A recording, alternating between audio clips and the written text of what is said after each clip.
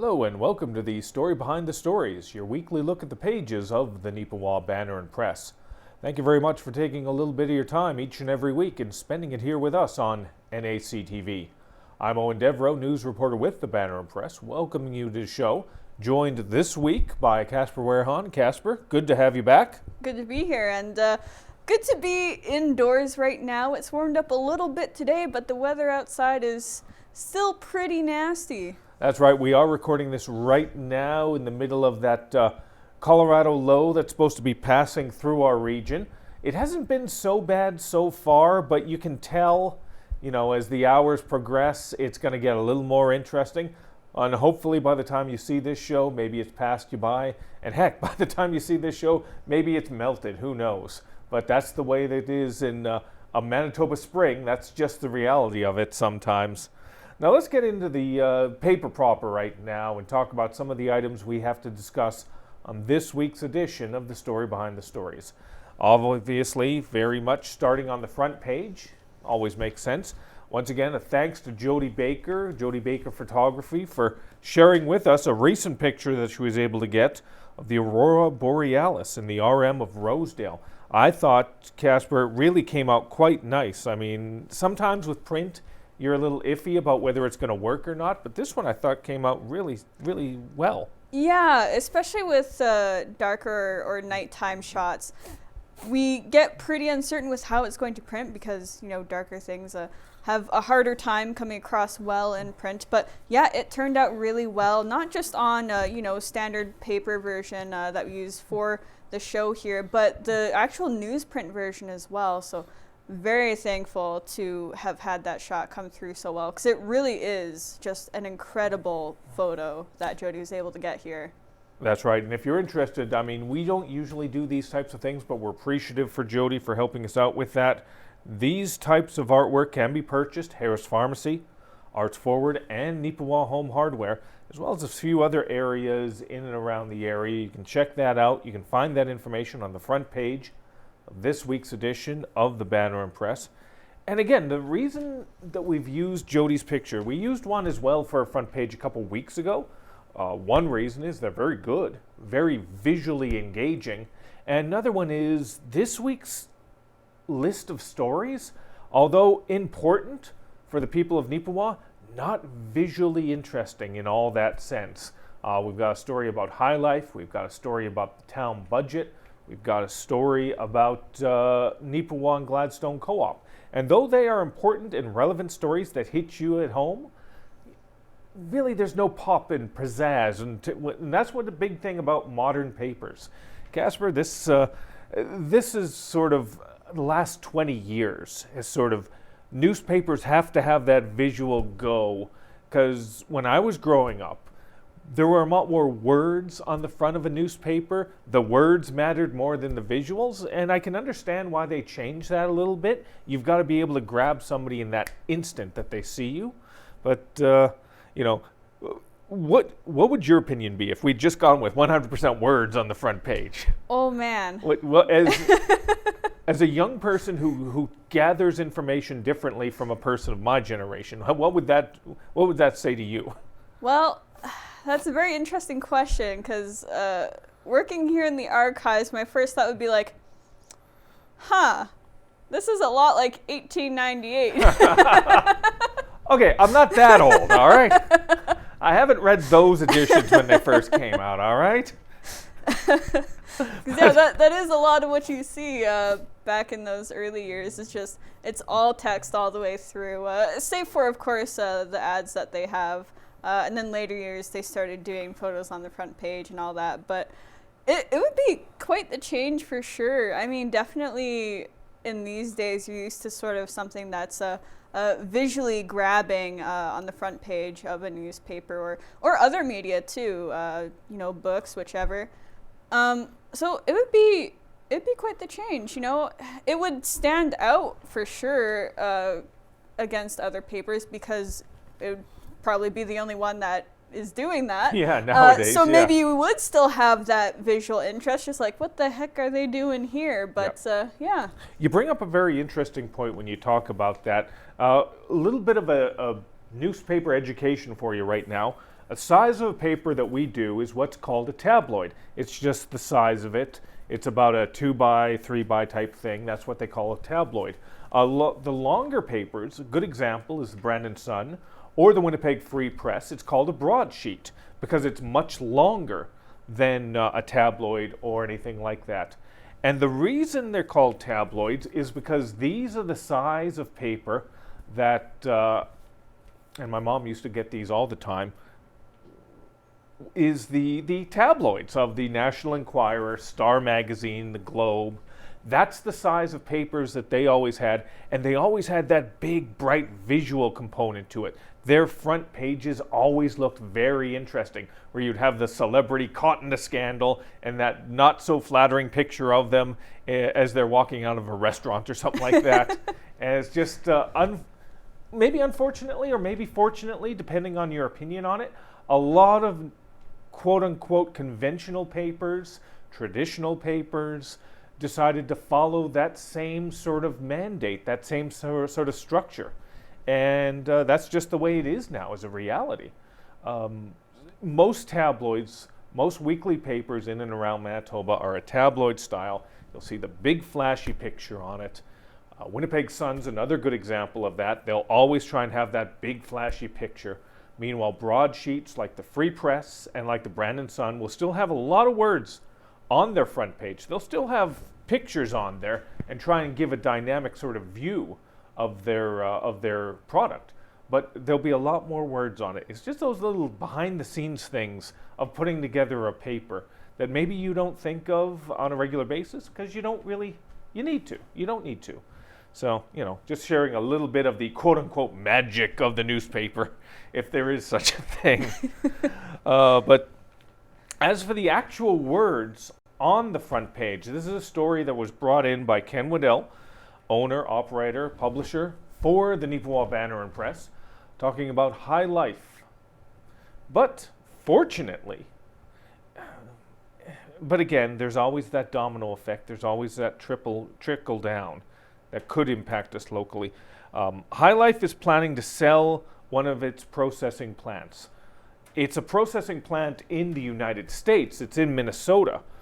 But you always have a little bit of concern on that. I mean, if you're sleeping next to an elephant, if he rolls over slightly, you're going to feel it type example.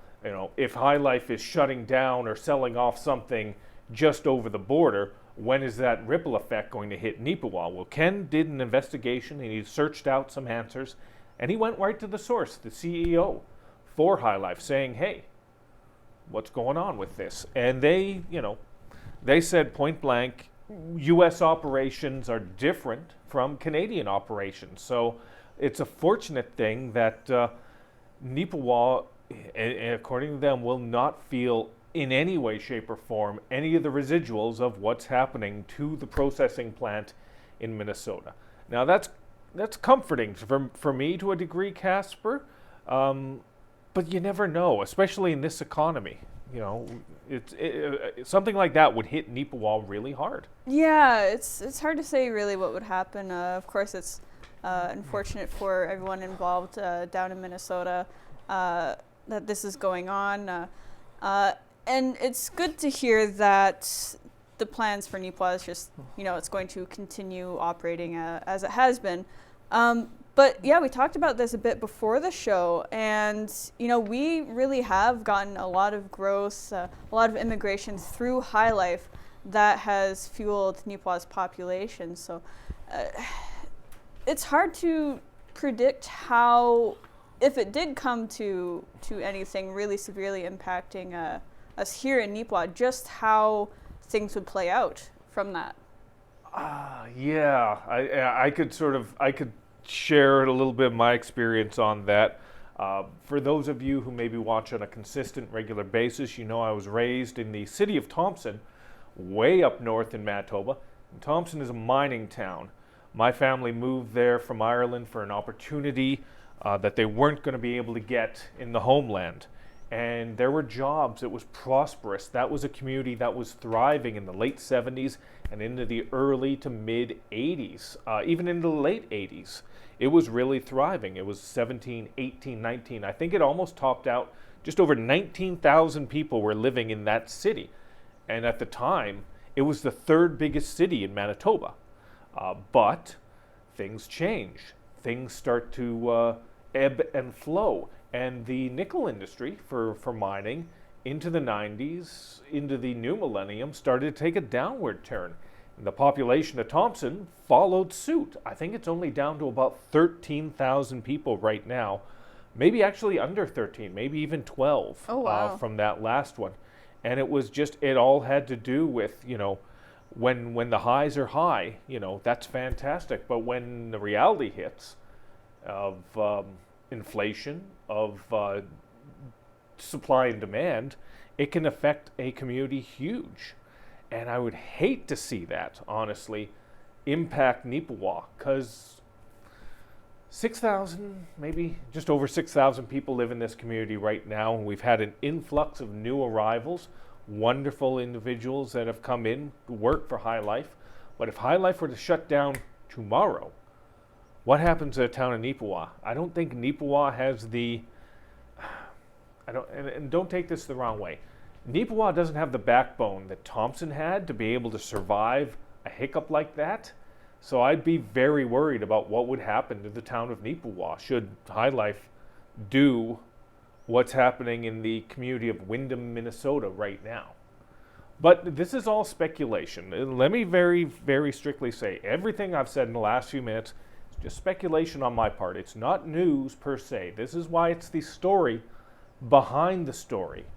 This is, if you want the facts, pick up a version of the Neepawa Banner Press, read it for yourself, make your own decisions, and on that.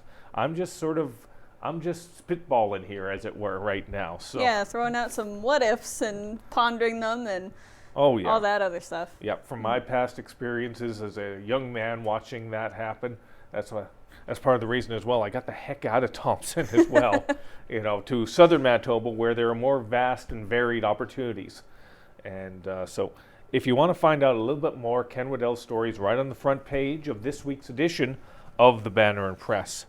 All right, if we go inside, we're going to get a little more cheery. We started off with a little bit of artwork from Jody Baker. We're going to continue on with a little bit of artwork. Casper, you were able to get the information and the pictures from a new exhibit at Arts Forward. Yeah, a great exhibit actually at Arts Forward, featuring some student artwork from Neepawa students here. And on the one day, I was able to talk to a couple student representatives, all in grade 10, Empress Ferreras, Fatima Malari, and Eleven Cortez, about the exhibit. And it really is a very diverse exhibit. It's on display until the end of April, and it's just full of different mediums that perhaps I didn't even consider. Like there's plasticine paintings, which I would never have thought of making a painting with plasticine. It would never have crossed my mind, but Right. There they are. It's pretty incredible. Like I honestly was blown away. The art teacher here is pretty much using the different projects that are that had been completed and put on display as a bit of an exercise to show her students that, you can pretty much make something with anything. Here you go, have at it. And, just showing them how vast the opportunities are for creating something. It's pretty cool. That is fantastic, and broadening the horizon of what you can consider art. Sometimes people they pigeonhole into certain genres. A painting is art. A sculpture is art. Anything else is just, maybe too avant-garde for them. But art is not about structure in that way. Art is about the feeling it inspires within the viewer of the art. There's a lot of people in the U.S. who have had many an argument about what is art, and art is something in the eye of the beholder. So hopefully your eyes will behold the event that's going on for the rest of this month down at Arts Forward. You got to appreciate what that cultural center is able to do in a smaller community such as Neepawa, bringing so many diverse and vast different genres in on a regular basis. I mean, don't take that for granted. And again, kudos. It's great for the students, I think, that they're going to be able to showcase themselves in a public way like this. Definitely. You can see they've worked very hard to put these pieces together, and have just really had some fun working on them as well, and expressing themselves through these projects.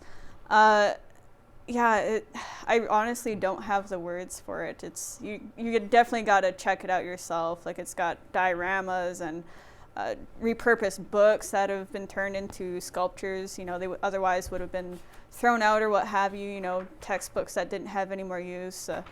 Things just made with cardboard or clay, or they've just drawn something that they wanted to depict with pastels or whatever, or someone that they admire in their life, or putting together a collage with a quote attached that really inspired them. So yeah.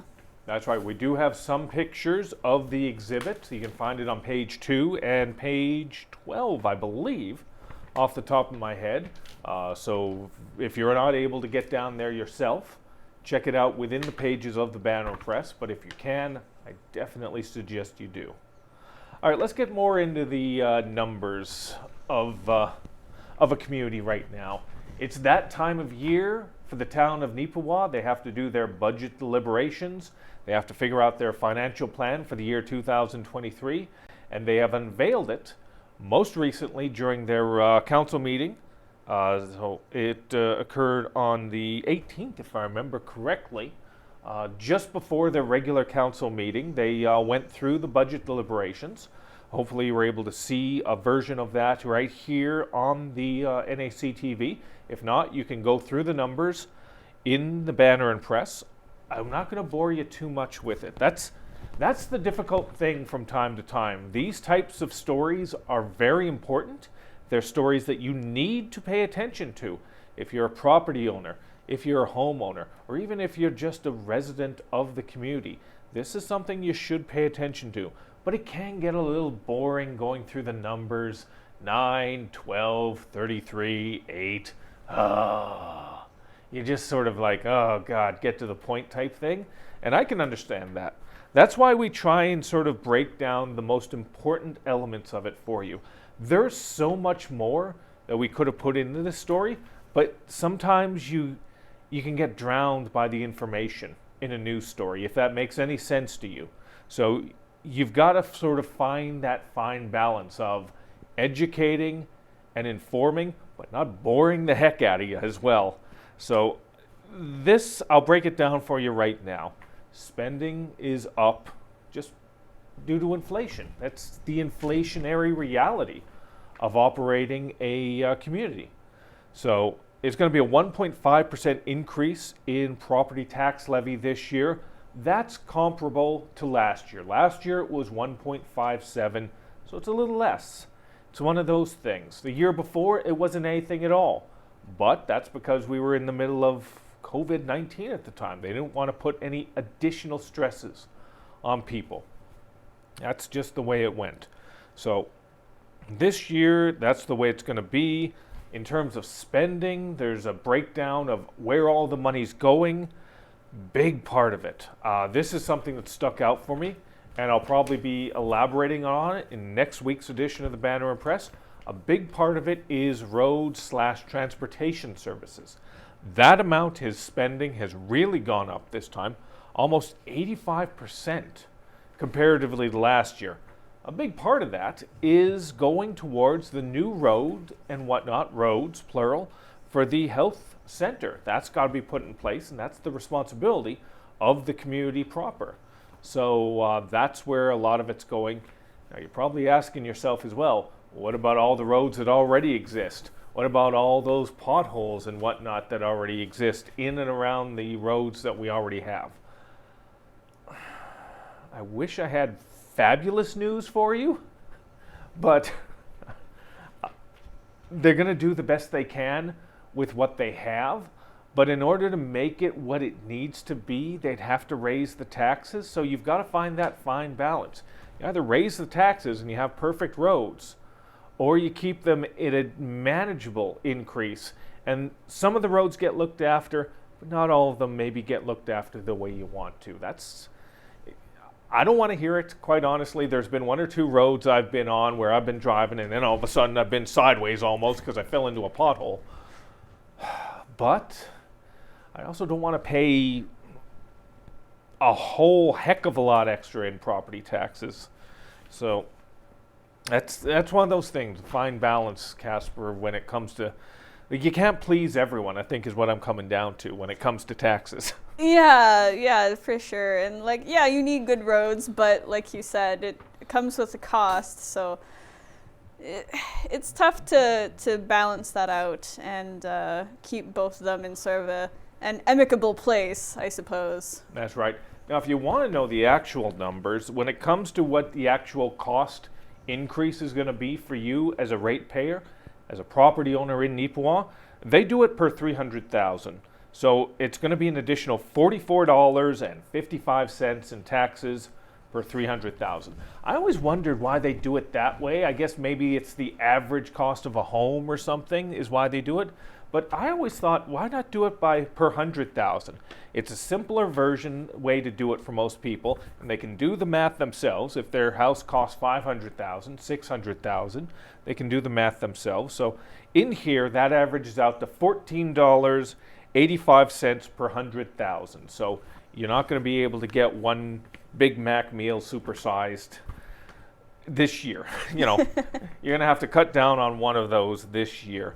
Or maybe, actually the way I'd break it down is I've been buying a lot of grilled chicken the last couple months, trying to eat a little bit healthier. And so I won't be able to buy one or 2 days worth of grilled chicken for that this year. So I'll have to do without. I'll have to just go with rice. You know, it'll be one rice day. So I'll carbo load that day. That's what it'll be. So. Yes, yeah. No, but that's the thing. I don't envy municipal politicians for what they have to go through because they have to make difficult decisions. And I've said this many a time. In terms of the three levels of government, federal, provincial, and municipal, municipal is the most thankless of the three because you have direct interactions with individuals that you're impacting with your decisions. And, you know, you're not getting paid all that much. This is not a full-time job for any of these individuals. They're doing it because they appreciate and respect and want to give back to their communities. And sometimes you can't do the things you want to do. You got to do the things you have to do. So that's the way it is. So if you read the story, you find out what's going on with your taxes, and you're not happy about it, look, don't take it out on them individually. They get it, you know. They understand. Because they're people just like us. So I don't think I have anything more to add on that, really. If you want to find out a little bit more, you can find it in the Banner Press, and we're going to have a little bit of additional information in next week's edition as well. So you can crunch the numbers and you can decide for yourself. All right, we're not going to bore you too long with more numbers, but we're just going to acknowledge recently that we did a story on Neepawa Gladstone Co-op. They had their annual general meeting. It was really a record-setting year for them in terms of a couple different things.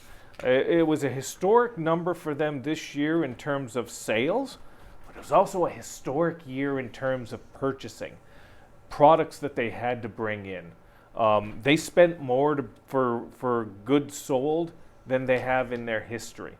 So that's the reality of inflation. That's what that is right there, Casper. Yeah, I mean, obviously it's impacting everyone if you're getting groceries or whatever, but definitely the stores have to deal with that too because, you know, they're the ones bringing the product in for us. So, yeah, it was pretty remarkable to see all the numbers that were laid out there in terms of not only, you know, what they had coming in for profit, but also their spending as well. What's kind of interesting as well is they had 700 new members join in the last year. So you can see that they are thriving, they are developing, blossoming as a cooperative, which is great to see. It shows health within the community. So that's a positive as well. We're not going to go break down these numbers too much. You can find an entire page worth of information about your cooperative in this week's edition of the paper. You can find it on page 8 of the Banner Press. because I want to spend the last couple minutes. We're going to shift over to your story right now, Casper. Something well, since it's inaugural, that's why I hadn't heard of it before. The Altitude Festival in Erickson. Talk to us about that.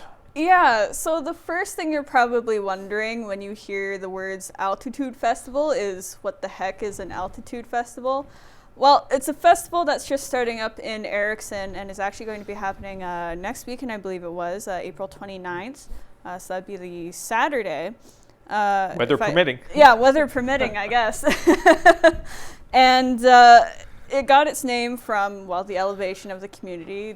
It's mentioned in the story there. I'll leave that for you to read. But they thought it was something pretty neat, so they went with that for the name. And yeah, it's an interesting initiative by the local thrift store there, the Score Store, which we have written about in the past, and supported by the Erickson Chamber of Commerce as well.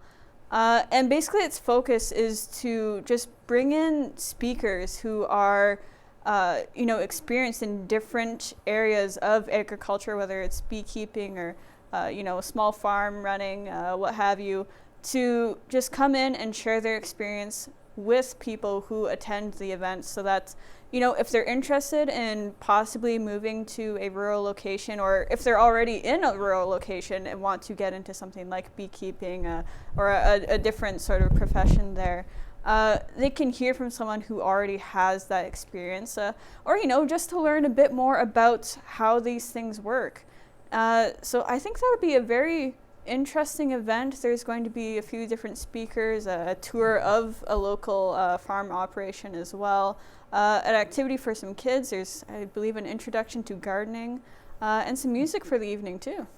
Well, that's nice. And again, it's good to be able to see some of these festivities coming back to normal, because there was so long there that there was nothing happening in the spring and in the early portion of the summer. So it's great to be able to get out there and to see these types of things and participate in them once again. And we do like being able to spotlight these types of events that are happening in other communities aside from Neepawa. Even though we are the Neepawa Banner Press, we try our best to be as regional a paper as we can. It can be difficult, though, at times. That's why we always are very privileged and pleased to get your help on these. If you have any types of story ideas or suggestions, or if you have pictures of events that maybe we weren't able to attend, send them our way. You can send them via email at news@neepawabanner.com. It's always appreciated. If you have a story idea, suggestion, or something that is coming up, you can contact us at 476-3401. I can't guarantee we're going to get out there. It's just the two of us working the beat right now, but we're going to try our darndest to sort of make it happen. And definitely always appreciate you showing some support in any way, shape, or form. So other than that, Casper, there's so much more that we could have talked about, talking about the Titans training camp. We could have gone into everything for your farm for this week's edition. We could have gone in on the job fair, an update on the job fair for Neepawa that's going to be happening shortly. But that's why you got to pick up a copy of the paper for yourself and see it with your own eyes. If you're not able to, though, you can always find it online at mywestman.ca. Once again, that's mywestman.ca.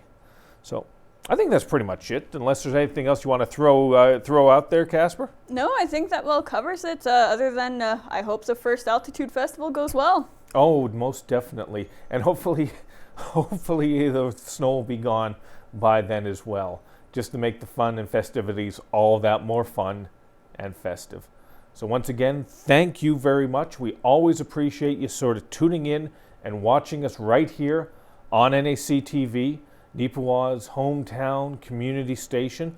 And we thank you for supporting us as you do right here on The Story Behind the Stories. Have yourself a good weekend.